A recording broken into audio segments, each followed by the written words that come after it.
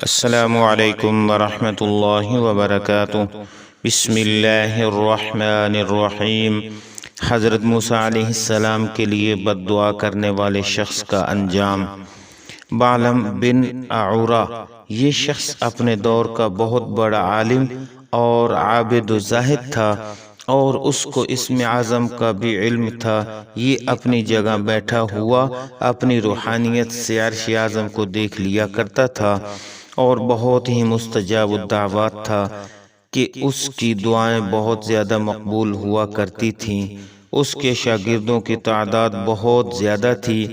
مشہور یہ ہے کہ اس کی درسگاہ میں طالب علموں کی دعوتیں 12,000 تھیں۔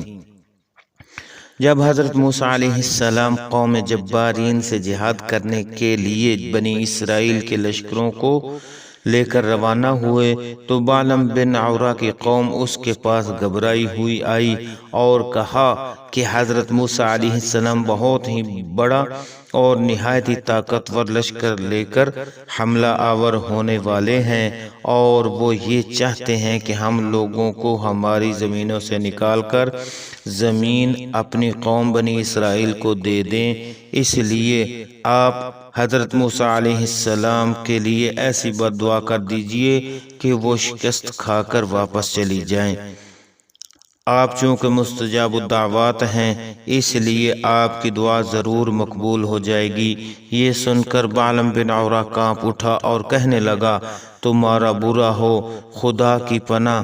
حضرت موسیٰ علیہ السلام اللہ عز و جل کے رسول ہیں، اور ان کے لشکر میں مومنوں اور فرشتوں کی جماعت ہے۔ ان پر بھلا میں کیسے اور کس طرح بد دعا کر سکتا ہوں؟ لیکن اس کی قوم نے رو رو کر اور گڑ گڑا کر اس طرح اصرار کیا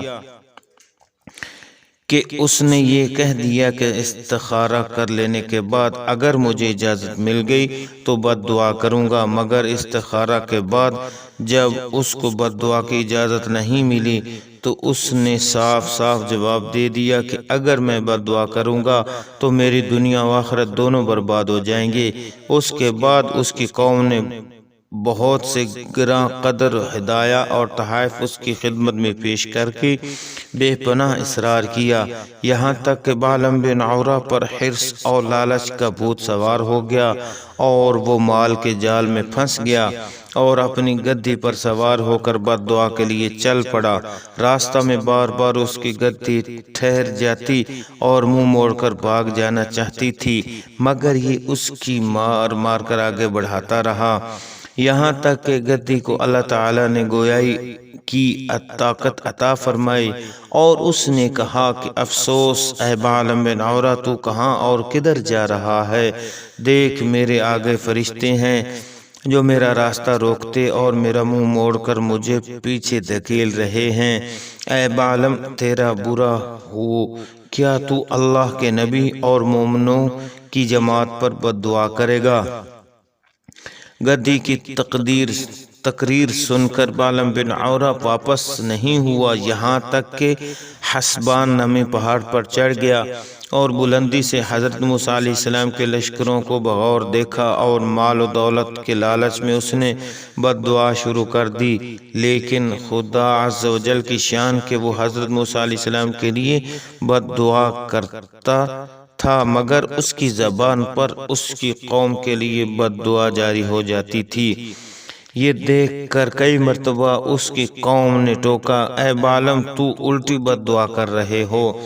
تو اس نے کہا کہ اے میری قوم، میں کیا کروں؟ میں بولتا کچھ ہوں اور میری زبان سے کچھ اور ہی نکلتا ہے۔ پھر اچانک اس پر یہ غضب الہی نازل ہو گیا کہ ناگہاں اس کی زبان لٹک کر اس کے سینے پر آ گئی۔